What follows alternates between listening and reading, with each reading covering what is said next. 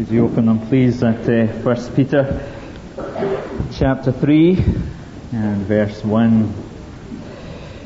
Wives, in the same way, be submissive to your husbands. Help. Those of you familiar with the story of Daniel will remember that in the early chapters of that story he had three fine companions, Shadrach, Meshach and Abednego. But when he came to the lion's den he stood on his own. And so tonight Shadrach Allen is in Creep Hydro, Meshach Rue has gone down with the flu, and Abednego Nicholson has gone off to another church that he's been renovating. And David has lost the soft shoe shuffle, which you may have noticed or not in the last few weeks, where Martin and I have been kind of making sure that we weren't the one at this passage. And so it's landed to me somehow to deal with it. And we do so very conscious as we look at it that there are some authoritarian men out there who will be looking for us to say certain things. Thank you, Harry. And some strong women who will be looking for us to say some other things. And I'm very conscious most of all of a gracious God whose word this is, and we need to be faithful to Him. These words originally, I think there's little doubt that they were written primarily for one particular group of women, Christian women, married to non-believing men, women who had become Christians. And therefore, if we were to take them strictly as Peter addressed them, they would probably be irrelevant to 85% of us tonight. First of all, because some of us are men. Secondly, because some of us are unmarried. And thirdly, because some of us are women married to Christians. So, can 85% of us switch off tonight? Well, no, because there may be wisdom for women in that particular situation, but there are principles for us all in life. And it's those principles we're going to try and seek out tonight. I do give permission to one particular group of people to switch off tonight, and that is if you've come interested in controversy and you're only interested in ticking the three boxes of the difficult words, knowing what I'm going to say about what it means to be submissive, or what I'm going to say about makeup, or what I'm going to say about what Peter says about weaker partners here. If you've come interested in these three words, you have my permission to switch off now, because I'm not going to say very much on those three things. Those are fairly minor issues that we might disagree on, and our disagreements, frankly, would not really matter in the service of the kingdom of God. We are instead going to try and focus on what I think are big principles in this passage. In fact, three secrets to good discipleship and honouring lives. Not secrets in the sense that they're hidden mysteries, but secrets in the sense that they're keys. You know, the secret of winning the Premier League, yeah? The key to winning, yeah? Well, these are three keys, three key lifestyle issues for us, and they're applicable to us all. Let's try and focus on them now. First of all, the secret of flourishing in difficult relationships. Well, here's a difficult relationship. Let's suppose that amongst the people to whom Peter is writing, there is a woman, Chloe, and she's married to a man called Rufus. Their marriage document is primarily a legal document. She is the official means of him acquiring, in Greek society, legal heirs. She almost certainly is not his sole source of companionship, and she is very much at his whim. If he is unhappy with her, he may dismiss her.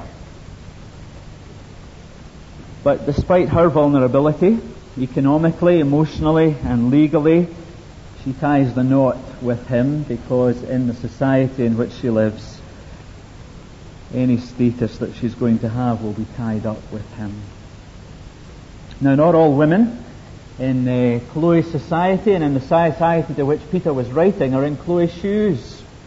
Not least because under Roman influence, some women in Greek society were acquiring new responsibilities and influence. And with these new responsibilities and influence, they were acquiring also some economic independence. and some were upping and leaving their domestic servitude with their newfound freedoms. Now, Chloe might have been aware of that, but she has been influenced by another liberating message. She's become a follower of Jesus. And Christ is now her master, her hope, her dignity, her inheritance, and her security. But her domestic difficulties have increased because of it. Chloe is now a follower of Jesus, morally transformed, yet she is still in that society personally vulnerable. She's married to Rufus, who is a pagan, morally ambivalent, and in that society personally powerful. Am I in front of the... Yeah. Let's move over. Good, I was aware of a light shining in my eyes. Thank you. Now this is the kind of difficult relationship Peter is thinking of. How can he help such people to flourish in that context? Well, he unlocks the secret of holy women in the past. The secret that made them truly beautiful in the eyes of God. What was that secret? They put their hope in God. This is the way, he says in verse 5, the holy women of the past who put their hope in God used to make themselves beautiful. And he takes up as an example Sarah. Now the writer to the Hebrews tells us that in chapter 11 verse 1, in a very well-known verse, that faith is being sure of what we hope for and certain of what we do not see. And then down at verse 11 in that same chapter, he gives us an example of faith, and amongst many others, when he says, by faith even Sarah, who was past age, was enabled to bear children because she considered him faithful who made the promise. In other words, Sarah hoped in God. She looked away from herself, from her childless state, from her age, and she banked on God for the fulfillment of his promise that she would be the mother of many nations. Now you say that's okay for Sarah. She's in the Bible. That's the kind of thing people in the Bible did. Well, let's be clear that it wasn't any easier for Sarah than it is for us to hope in God. In fact, we know it was very difficult. Sarah laughed to herself as she thought, after I'm worn out and my master is old, will I now have this pleasure? Genesis 18 verse 12. And God rebuked her laughter and the implicit unbelief that was present in it. And the next time we hear of Sarah in the book of Genesis, she is exulting in God after she has given birth to her firstborn. God has brought me laughter, she says. And everyone who hears about this will laugh with me. That's not now the laughter of mockery and of unbelief, but the laughter of joy and faith and trust. She gives God the glory for the birth of her son against all hope. And so we can assume, along with the writer of Hebrews 11, that God's rebuke restored Sarah's faith and caused her to hope in God. So, taking Sarah as an example, women who hope in God are women who look away from the troubles and obstacles of life that make the future bleak and focus their attention on the God who sovereignly rules over their lives with power and love. 1 Peter 3 verse 6, the second half of it, tells us what such hope looks like in the stresses of life. You are her daughters, says Peter, if you do what is right and do not give way to fear. The presence of such hope in God enables us, unshaken, to do what is right, because our trust is in him, so we do what pleases him. The presence of such hope in God fights the natural anxieties that rise in the human heart and defeats the fears that so often paralyze us. Now, there are many things that might cause a holy woman to lose her spiritual balance. There are many things that might cause holy men to lose their spiritual balance too. Let's take Chloe again for a moment and that difficult relationship that she's in. If she sticks with this pagan, morally ambivalent husband that she has, he might taint her morally, or he might crush her emotionally. He has the power to do both in the unequal relationship in which they live. If she sticks with Jesus, whom she now trusts, Rufus might kick her out to loneliness and to economic poverty. She is, as we might say, between a rock and a hard place. But Peter says to Chloe and people like her that there is a way for you to flourish and not flounder, even in the midst of that relationship. Like the holy women of old, hope in God. Now, Chloe's case is not the only kind of difficult relationship that we live in. Many of us live in difficult relationships. Chloe's is one example. There are some here whose story is the same as Chloe's. Women who've become Christians, whose partners are not Christians. Let's move on from Chloe. What about Zoe, whose Christian husband loses his spiritual appetite? Or what about Joey, the only one in the family who is a Christian? Or what about Billy, who longs for a Christian friend but feels all alone without any partner or significant, nourishing friendship in this life? In trying to see what Peter is saying when he says hope in God, think what other advice people might give to these kind of people in these kind of situations. Think of the kind of advice that we offer to one another, sadly, at times. Think of the kind of advice we give to ourselves. Where do we put our hope? Well, sometimes we put our hope in finding a partner, a good partner. Mark will be able to tell you about the Port Stewart Strand on a Sunday night, where there's a kind of Christian dating agency, where all the Northern Ireland Christians under 25 go after church and just drive up and down the pier waiting for God mysteriously to reveal their partner. And the only thing you need to check, because they're all Christians, is whether they're in the DUP or the UUP, depending on your political background. The problem is when we put our hope in finding a partner, out of desperation we often end up taking anyone who will have us.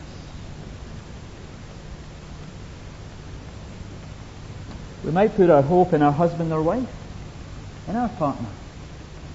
It's a reasonable thing to do.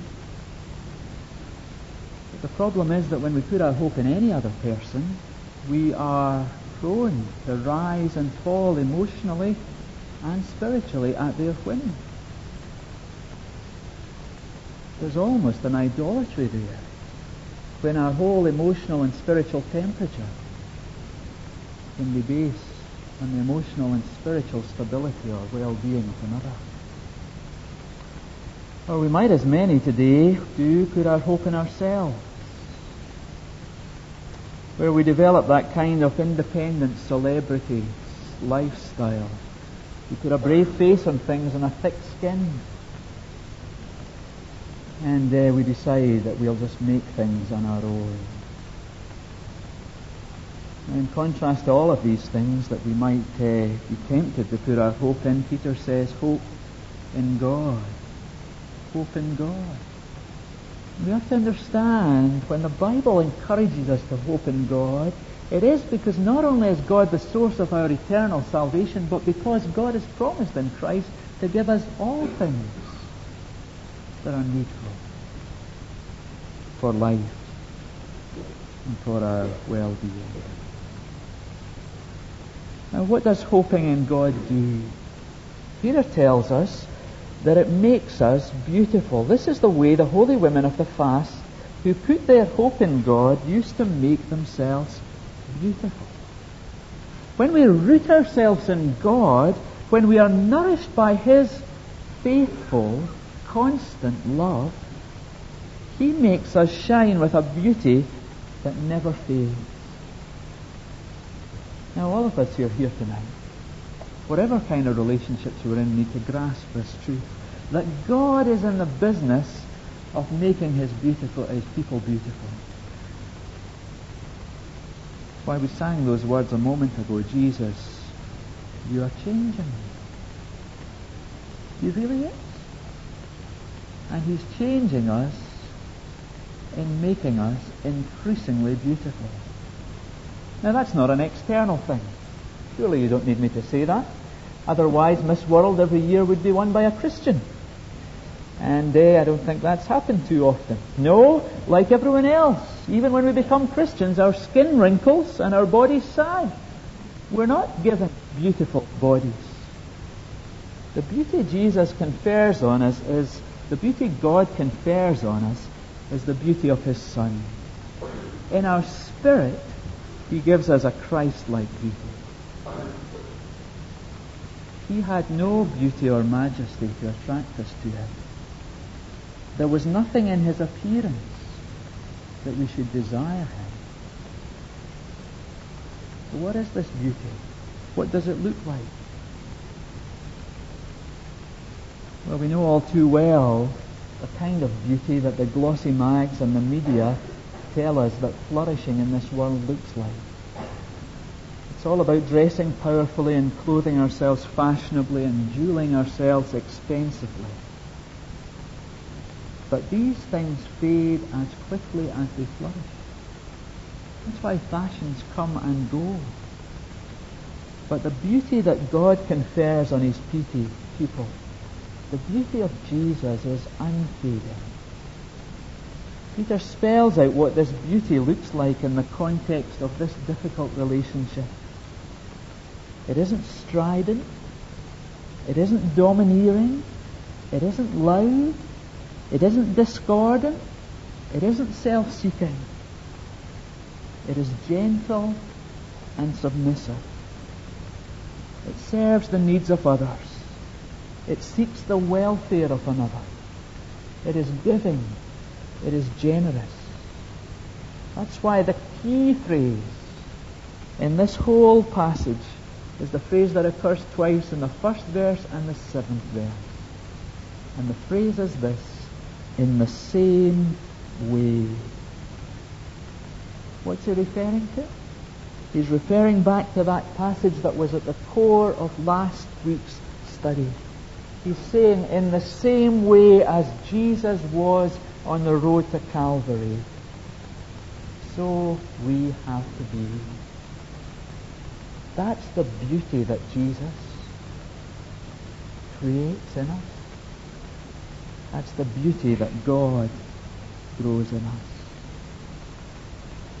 Now, you and I are going to need help if we're going to live truly by this passage. For a start, we're going to need to learn to affirm that kind of beauty in each other. We're going to need to make the pin-ups in our life those who are gentle and quiet and Christ-like. We're going to need to say to people who have that character in them how much we admire them, what loveliness we see in them. Otherwise, we'll all be tempted to seek the affirmation that all of us need by seeking the beauty that the world will apply in us. Let me just say a couple of words about that word submissive here. Because I think, I'm just going to say 4 things actually, of what it can't mean, that I think it is often mistakenly taken to mean. And I say it on the basis of the context in which Peter says this thing. Submission cannot mean, from this context, agreeing with everything the other person says. For a start, he's addressing a woman here whose ultimate reality, she disagrees with her husband. Submitting cannot mean leaving your brain behind at the altar. She has submitted to the word and he has disobeyed it. Submitting cannot mean just accepting your partner, leaving them exactly as they are. This woman longs for him to know the greatest transformation, to be won over to Christ. Submitting cannot mean being dependent on your partner for your spiritual strength or nourishment. Of course, all of us should seek to nourish one another spiritually. But none of us should allow ourselves to become spiritual poodles of another. Peter's addressing a woman here, and women here who can't possibly receive their spiritual nourishment from their husbands. So if anyone tries to say it means any of these things, you've got license to say it doesn't stand up in this context. It is essentially a thing of the Spirit, of attitude that leads to action, born out of a desire to give as much as Christ gave and take as little as Christ did. That's why it's an attitude that we're called on in the Christian church, all of us, to offer to one another. To submit ourselves and our desires first to the Lord and then for His sake to one another.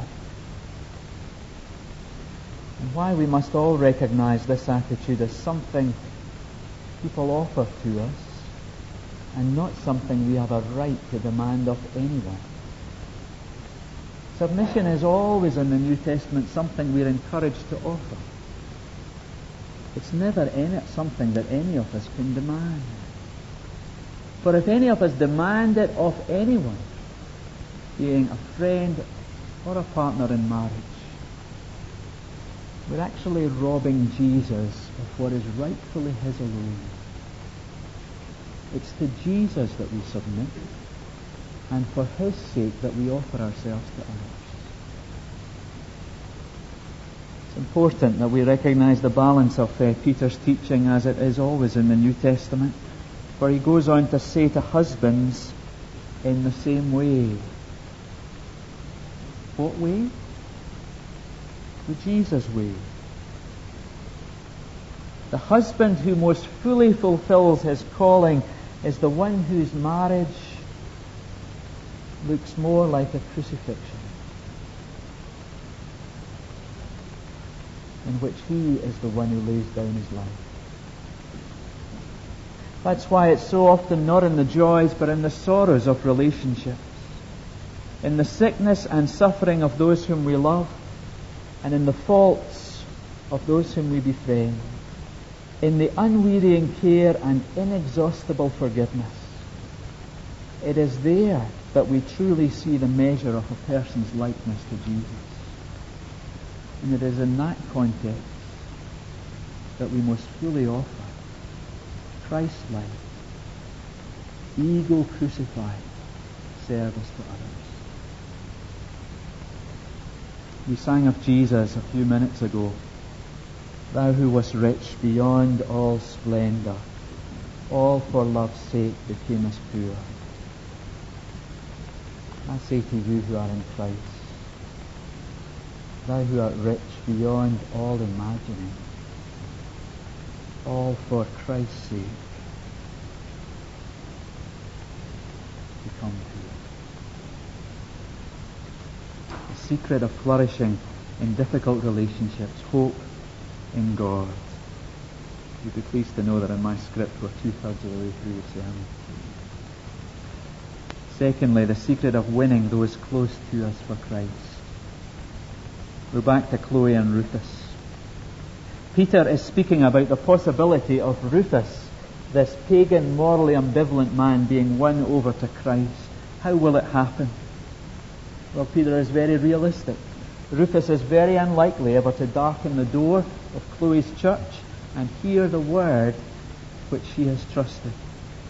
So his will need to be a wordless conversion. In this sense at least, without the preached word.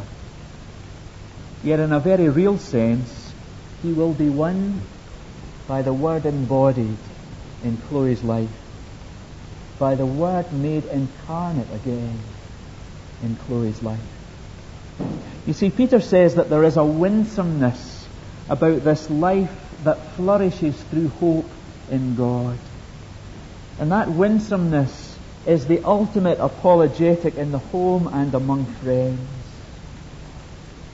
If any of them do not believe the word, they may be won over without words by the behavior of their wives. God's work in us has an attractiveness and a persuasiveness all of its own that cannot be answered back, that cannot be argued against, that ultimately has to be acknowledged.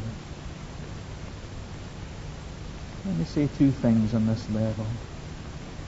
The first is this a burden of the heart? That those who do not believe the word may be won over. I have many friends out with the family of the church. I really value them. They are for me, you'll understand, more than any others, my off-duty friendships. There's no church talk. There's no work talk for me. There's no stress and burden of my 9-to-5 life. And therefore those friendships with people out with the church are quite refreshing for me. But sometimes I have to catch hold of myself. Am I happy for my sake for them to stay there? If we understand our inheritance in Christ, as Peter has described it in this letter, we should never be happy till those we love are joint heirs with us of Christ and His glory. There's a lot of pressure put upon us when we're young to win people's affections. And the techniques that we use to win people's affections are familiar to us. Peter mentions some of them here. To do with hairstyle, to do with jewelry, to do with the way we dress. Well, you might win people to bed with these things, but we won't win people to Christ like that. Let me just say, so that I'm not misunderstood here, there ain't no blanket ban in this verse on makeup. Otherwise, I think if you take Peter literally, we would all need to join the nudist Christian fellowship. All clothes, to some sense, adorn us. Whether you're a shabby dresser like me, or a wonderful dresser like some of you, all of them adorn us in some way. Peter is not speaking against these things. But what he is saying is that these things don't constitute true beauty, nor, in this context, true winsomeness. There's a lot of pressure put on us in middle age to win people's business. And so we're taught various techniques and various seminars about power dressing and corporate entertainment. And we might be tempted to import some of the methodologies of these things in the thing that we might win some people for Christ. The reality that Peter says to us is that we do not win people to Jesus, either in the way that we might be tempted to think we win their affections or their business. So the second question that arises for me is, do we trust God's methods? It is the sheer attractiveness of Jesus in us that is ultimately God's way of winning those close to us. For a wife, Peter says that will be in gentleness and quietness and serving of the heart. For a husband, it will be in honouring and self-giving and ego-dying. For all of us, it will be in peaceable, respectful, dignifying, loving life of others. This is of great worth, he says. It's precious in God's sight, and it's precious in his hand. Now let's be honest. It's easier to nag for the sake of the kingdom of God than to live like this 24/7. As the book of Proverbs tell us, nagging is like a dripping tap. It's not a life-giving spring. But Christ-likeness leads to the life-giving spring. Let me give you two examples of this. The first is my own sister, who has always taught me a lot about Christ-like living.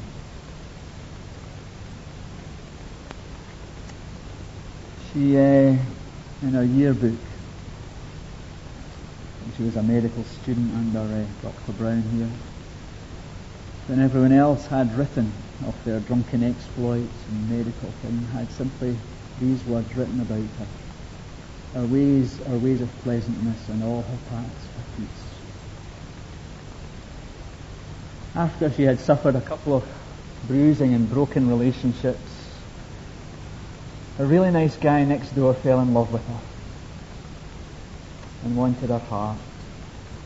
And he was all you could want in a brother-in-law and in a son-in-law.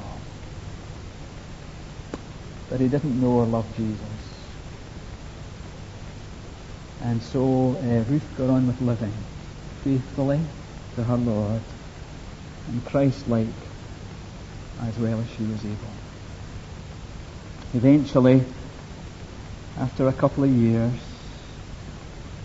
this man next door had to seek out the God who had made her so beautiful. They hadn't spoken a word to him, but her life had counted. And he found the Lord, and he found that beauty for himself. And then the Lord brought them together. And they lived happily ever after.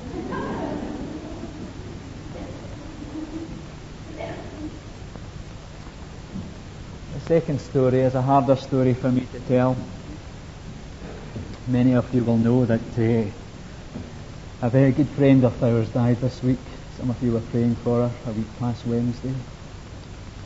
She was just 39. She was the mother of 3 beautiful children. And 3 weeks ago she was fit and healthy. And woke up in the Monday morning with a sore back, and tests followed, and within 2.5 weeks of tumours being diagnosed, she was dead. She was a very significant person to me, not least because of the place her family played in my calling to the ministry. Mum and Dad live up on the west coast in Arisaig. Her dad was an estate manager on a big West Highland estate, looking after sheep and cattle at home in the boiler suit and on the land. And the first time I met them in their home was on a Sunday evening. I'd been with Elaine. We were there on a UCCF mission. I'd watched Elaine in action in evangelism and door-to-door work for a week. And my heart had really been fired by the possibilities of that kind of life. On the Sunday evening there was a meeting of young people in the church in Mallaig. And at the end of it, Arlene had driven home 9 miles to Arisaig, and Andy, the minister, was going to drive her home, and he said, "Do you want to come with me?" "Yeah, sure." I went into Arlene's home, and I met her parents for the first time, and here was this man of the land, this uneducated, untitled man, sitting as he did every Sunday evening with the scriptures and some weighty theological book. When we went in, Andy asked him what he'd been reading, and He told them of the things of the Lord that he had been exploring that evening. And as we travelled back to Malig, the first ever conversation I ever had about ministry took place as I expressed to Andy what I felt God was doing in me that week. Arlene lost her first baby when it was 6 weeks old, so Ewan lost, and Elspeth, his wife, lost their first grandson. 3 years ago, they lost their oldest son, Murdo, to a brain tumour. And this week, they lost their daughter to cancer. It would not be enough for most of us to be broken-hearted and downcast. Last Friday, a cynical old man of the village went to visit Ewan Macmillan, a man who'd hardly passed a kind comment to him all his life, but simply objected to his Christianity. But he went to offer his condolences because he'd heard his daughter was ill. By the end of the afternoon, the man had given his life to Christ. The week before, on Sunday, a woman had sought him out. She too was led to Christ. You see what the likeness of Jesus does in the most pressing and difficult of circumstances. It says something to people that 1,000 words from the front sometimes only hits deaf ears. And that's the winsomeness that God uses. When there is that submissive heart to His ways and His will, and that yieldedness to offer ourselves under His sovereign way. The Lord gives and the Lord takes away. Blessed be the name of the Lord. And those of us who have loved ones, people close to us, that we long to be won to Christ, take encouragement from this. It's not articulate words. It's not winning arguments that does it. It's just the yielding of our lives to Christ so that He might be seen in us and His beauty might shine from us. Thirdly and lastly and briefly, the secret of keeping a healthy relationship with God. Verse 7 is primarily addressed to husbands, to bring a Christ-like spirit to our relationships in honour and respect. But I want you to focus on the last phrase of the verse, so that nothing will hinder your prayers. We often think, don't we, that our prayers will help us to live right. That's true. But this verse says to us that living right helps our prayers. In other words, Peter is saying to husbands in the first instance, but I think to all of us in a more general sense, when we take for granted, when we disrespect, when we are insensitive to the needs of others, when we fail to honour, when we fail to afford the recognition people are due as joint heirs of Jesus with us, that not only clogs up our relationship with them on a horizontal level, but it clogs up our relationship with God. It hinders our prayers. You see, so concerned is God that we should honour those who are made in His image, and that we should honour His Son by bearing His likeness in all our relationships. That when we are not doing so, He interrupts His relationship with us, that we might learn what He desires from us. And you and I should know that we cannot achieve anything in this life without an effective ministry of prayer, all of us.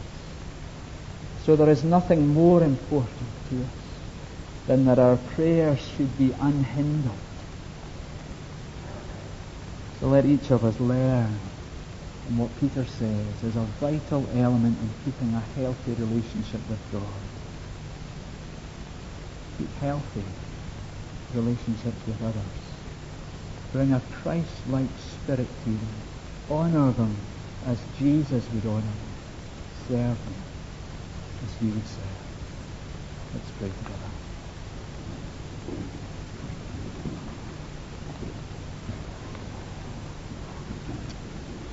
Thank you for the wisdom of your word, O God. Convict our hearts of its truth tonight and win our obedience to it. Save us from that